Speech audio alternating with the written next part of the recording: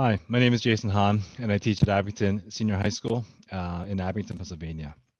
And today we're going to go over topic 5.4, which is crowdsourcing. And in this video, we'll explore the advantages of a computer's reach. And are you like me? Do you watch your face as you talk into the camera? So today's learning objective is going to be explain how people participate in problem solving processes at scale. And these are going to be the essential knowledge topics we'll cover today. And there are 6 of them. So let's look at an example. So we're going to first talk about public data sets. Number one site that I can recommend is Kaggle. Kaggle has so many different things that they offer. They offer courses in visualizations. They have TensorFlow tutorials, which is Google's platform for AI, machine learning, and more. And they have competitions, so you can win cash prizes, like a $100,000 cash prize I saw most recently.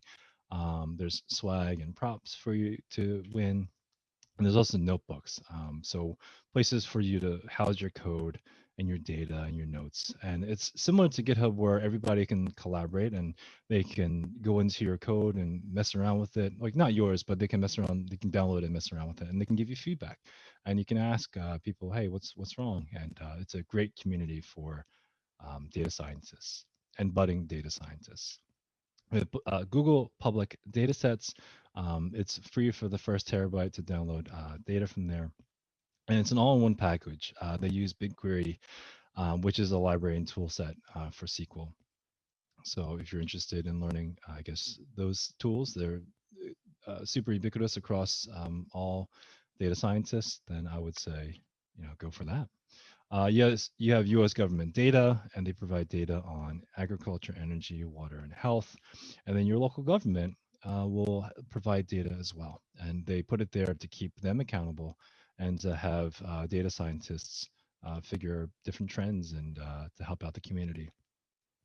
So, with all that being said, this is the essential knowledge topic. Widespread access to information and public data facilitates the identification of problems, development of solutions, and dissemination of results.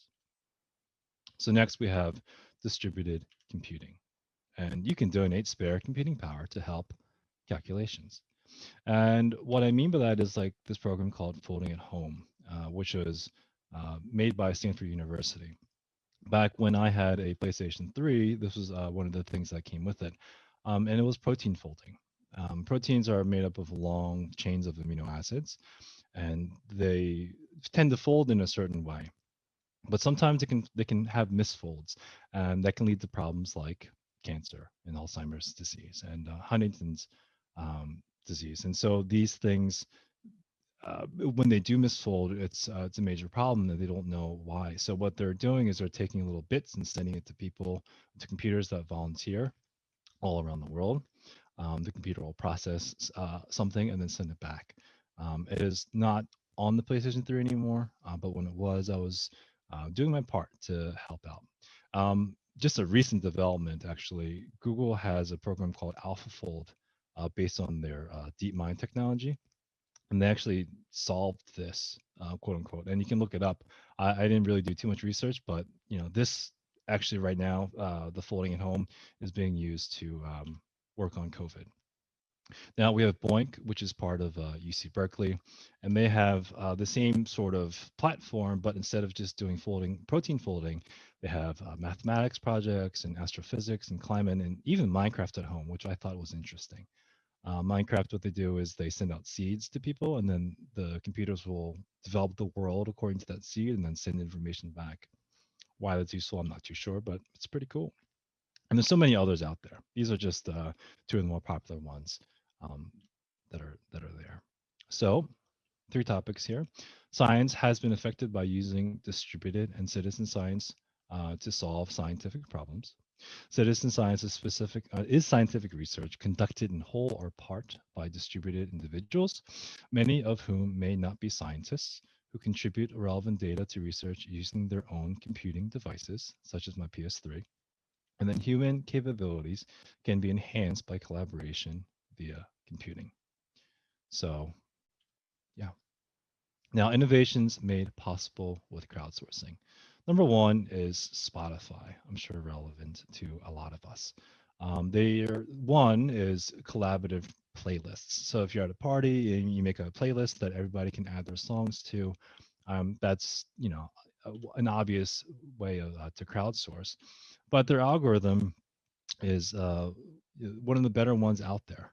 How it offers new music to you depending on how you listen. They're looking at other people and what they're listening to and what they stick with, and they share it with you. That can only be done if there's a lot of people listening together. And then there's the metadata write-in aspect, which is relatively new, where you can write in descriptions for the songs, and then they're also approved by other people. So you can't just say this song sounds like this; somebody else has to approve it. And that's similar to, I guess, Wikipedia. And quick shout out to Wikipedia. The encyclopedia that's totally made by people just like you and I. Obviously, maybe not the greatest for uh, real deal research, but a good place to start. Now, next we have crowdfunding. The one that comes to mind for me, at least, is Kickstarter, where if you pitch your idea, people will give you money to develop the idea and to make a product. It's similar to Shark Tank, but with instead of three people that are going to fund you, you have millions of people that are potentially going to give you some money. And then we have Indiegogo, which is more for, I guess, nonprofit, philanthropic sort of, I guess, programs. But Kickstarter has that as well. But there's so many. There's too many to count. And then lastly, we have blockchain, which is cryptocurrency. Talking about. So blockchain isn't only for crypto, but it could be used for securing items like concert tickets to make sure that your concert ticket that you buy is absolutely yours and nobody else's. And that's through a decentralized computing sort of network.